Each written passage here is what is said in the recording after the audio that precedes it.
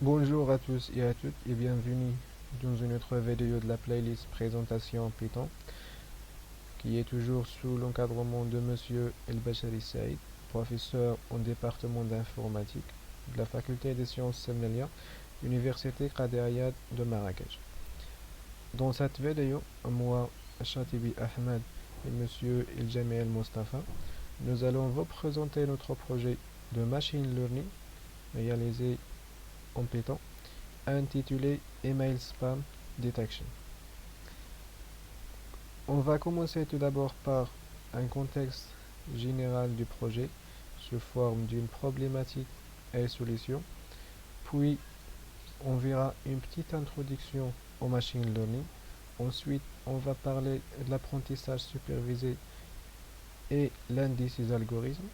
Quatrièmement, c'est la partie de réalisation qui concerne tout ce qui est technologie et codage. Et finalement, une démonstration de l'application. L'objectif de ce projet est de classifier un ensemble des emails ou bien des SMS en deux classes, la classe des spams et la classe des non-spams. Mais dans un premier pas, on va parler tout d'abord qu'est-ce que ça veut dire un spam. Donc un spam est un message non désiré. Il est destiné à promouvoir des produits ou des services. Donc généralement son objectif est commercial.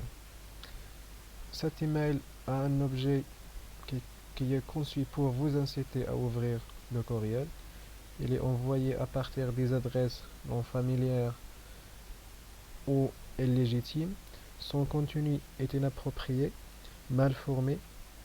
Il contient des erreurs d'orthographe et de grammaire et parfois il peut contenir des virus.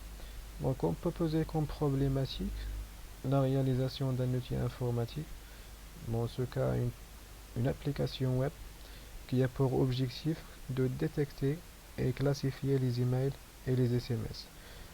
Et on a abordé comme solution le machine learning, qui est un ensemble de librairies basant sur la probabilité et les statistiques. Et dans la réalité, nous sommes toujours confrontés à des problèmes que nous cherchons à résoudre. À partir de là, il existe deux situations. Soit on connaît le calcul, ou bien on ne connaît pas le calcul.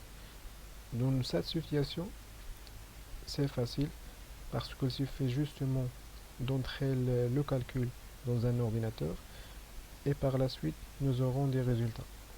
Mais par contre, dans ce cas, lorsqu'on ne connaît pas le calcul qui va résoudre notre problème, on se bloque. Mais le machine learning a été inventé justement pour débloquer cette situation. Donc le machine learning ou bien l'apprentissage automatique est une sous-partie de l'intelligence artificielle. Il consiste à laisser l'ordinateur apprendre quel calcul va effectuer.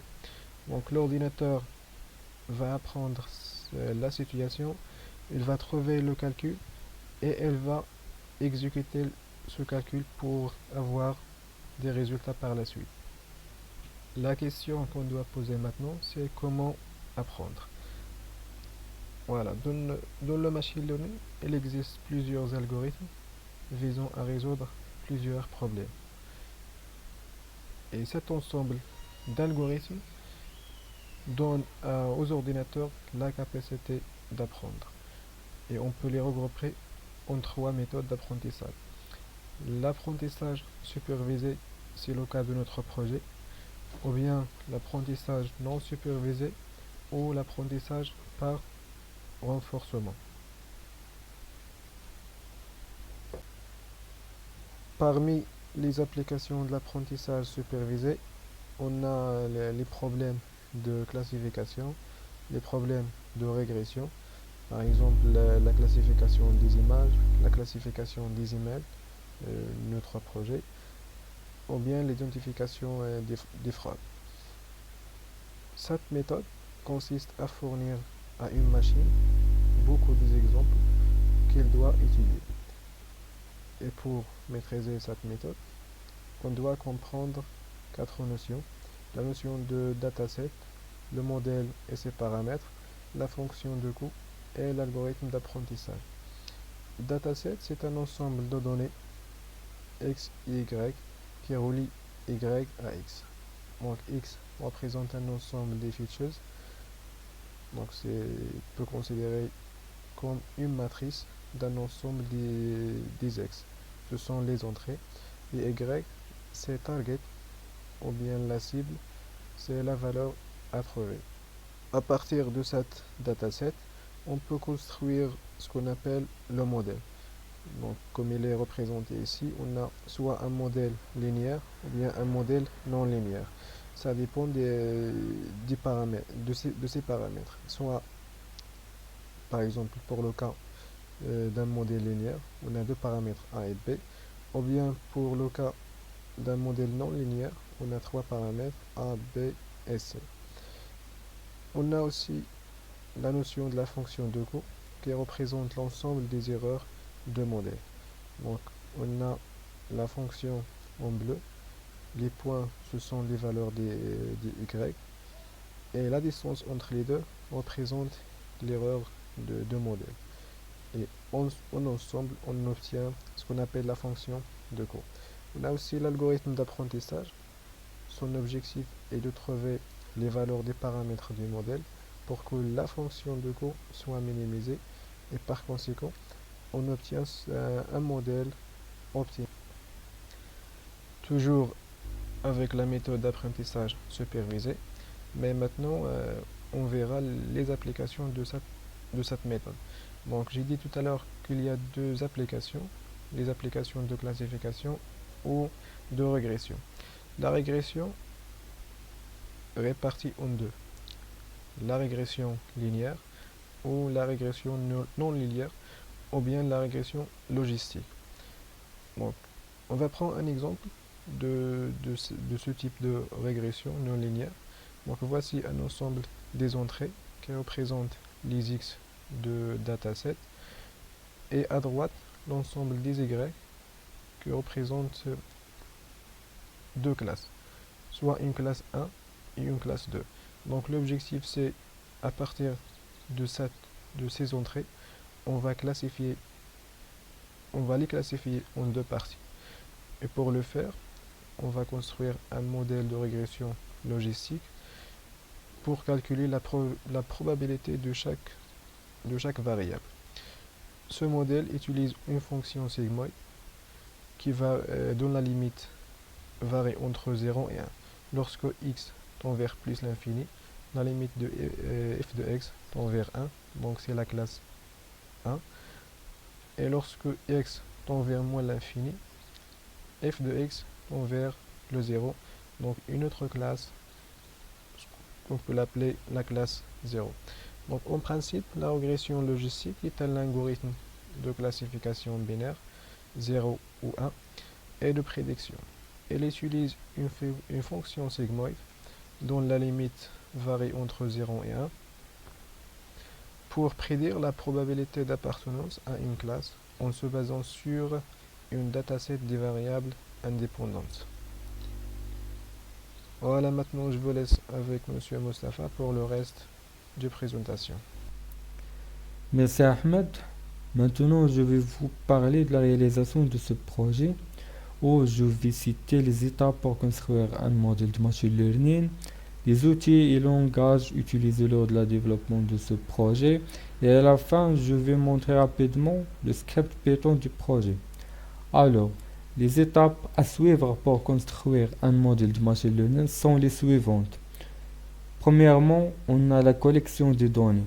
Les données sont collectées à partir de différentes sources telles que les fichiers, les bases de données, etc. Et aussi, on parle ici de la qualité des données collectées.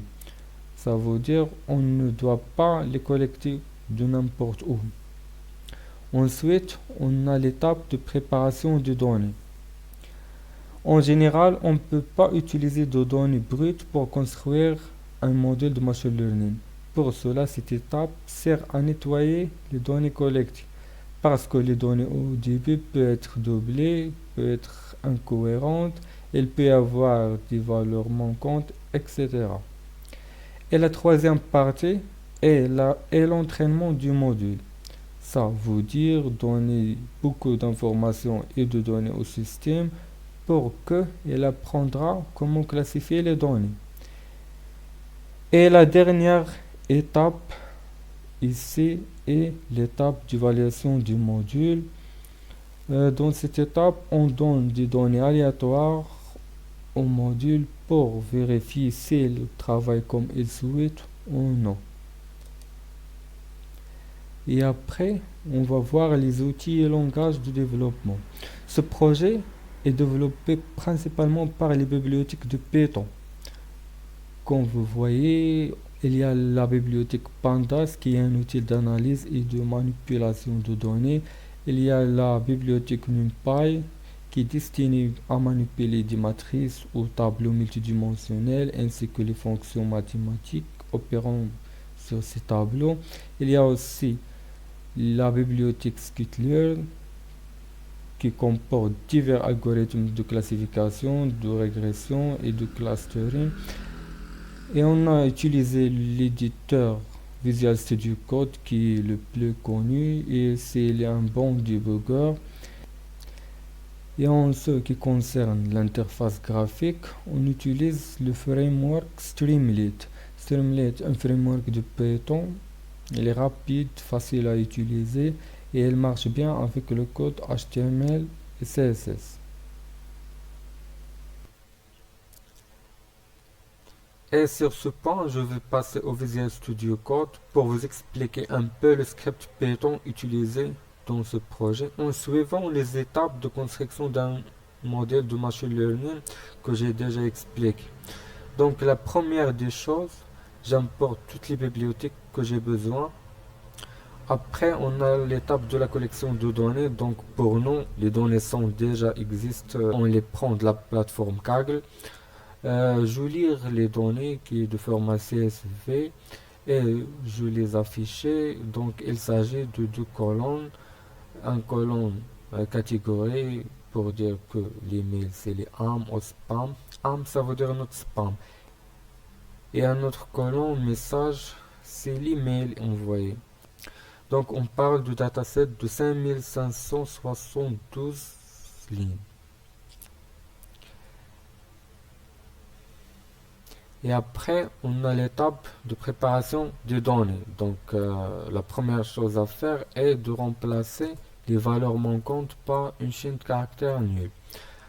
Après, j'affiche les 5 premières lignes du dataset, je trouve ça.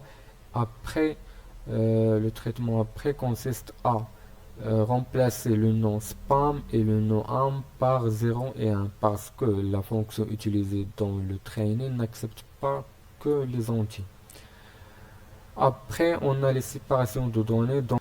Donc j'affecte les messages à X et le champ catégorie à Y. Donc j'affiche X, je trouve seulement les messages ou les emails. J'affiche Y, je trouve seulement 0 à 1. Donc après, on a la division de données en données de traitement et de données de test. Donc j'utilise la fonction train test split pour faire ça. Donc l'affichage du X, il me donne 5572. Et quand j'affiche Xtrain et Xtest, je trouve ça 4457 et 1115. Donc la somme des deux égale la valeur suivante. Après, on a la transformation des données de chaîne de caractères en future vector qui peuvent être utilisés comme des entrées de la régression logistique. Et après, je prends les données d'entraînement et les données de test pour transformer à des future vectors parce que elles qu'on va utiliser comme des entrées de la régression logistique. Donc c'est seulement un casse-type du variable train y test. Après, j'affiche la variable transformée, donc cette variable là. Donc je trouve des précisions de 0 à 1. Après, on passe à l'étape d'entraînement du modèle. Donc l'entraînement du modèle est basé principalement sur la régression logistique. Donc pour entraîner le modèle, on utilise la méthode FIT. On passe les données d'entraînement de X et de Y et le modèle sera entraîné. Et la dernière étape, c'est l'évaluation du module entraîné. Donc dans cette étape, on évalue les données d'entraînement et les données de test. Donc je l'évalue avec la méthode Predict. Je calcule la précision de l'entraînement, je l'affiche, je trouve 0,96. Et la même chose pour les données de test, je l'évalue et je calcule la précision, je l'affiche, elle est à peu près la même chose. Donc la dernière chose est construire un système prédictif. Donc je donne un email aléatoire à une variable email input, donc je la transforme et je la donne en modèle pour prédire si les spam ou not spam.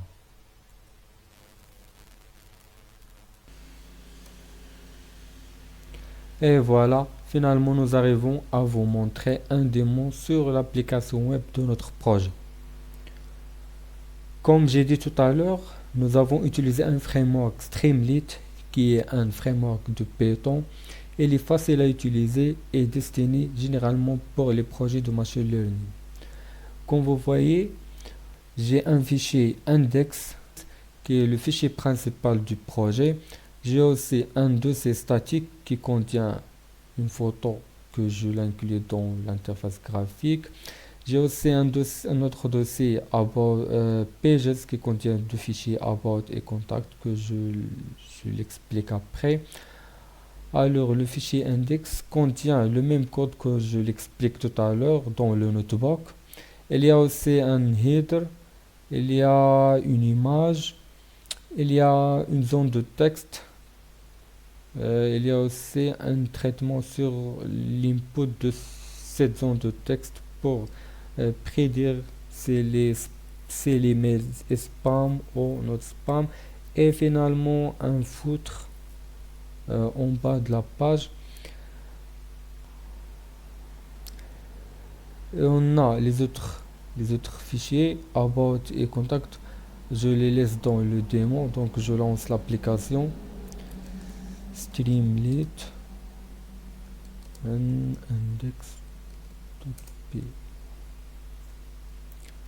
Donc j'attends quelques secondes. Alors l'application est lancée. Comme vous voyez, on a 9 barres, une image, une zone de texte, un bouton predict. Les autres pages ou bien les autres fichiers about qui contient une petite description sur l'utilité du projet et sur les développeurs de projet. On a aussi un contact qui contient les informations pour, euh, pour nous contacter. Je vais faire un test, donc je donne par exemple cet email qui est not spam, donc elle doit montrer qu'elle est not spam, donc elle bien marché.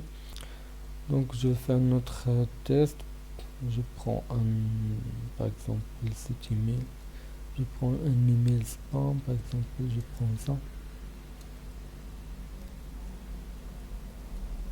elle doit afficher qu'elle est spam, donc elle bien travaillé. Voilà, c'est ça l'application.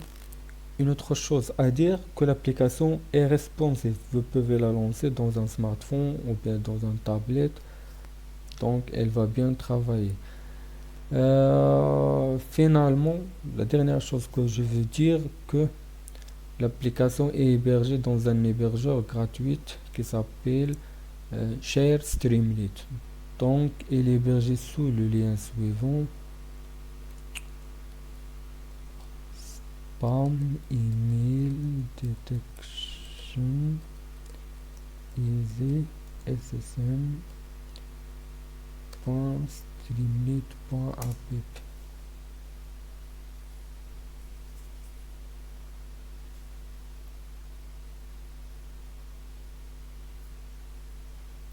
Et donc l'application est bien hébergée. Je vais faire un autre test pour vérifier qu'il travaille bien. Donc je prends un email aléatoire par exemple. Elle doit afficher qu'il est not spam. Donc elle travaille bien. Je prends un autre exemple. Je prends ça. Pardon. Je prends ça. Normalement, il faut montrer qu'elle est spam. Donc, elle est bien travaillée. Je vais laisser le lien de l'application dans la description de la vidéo pour la lancer et la tester.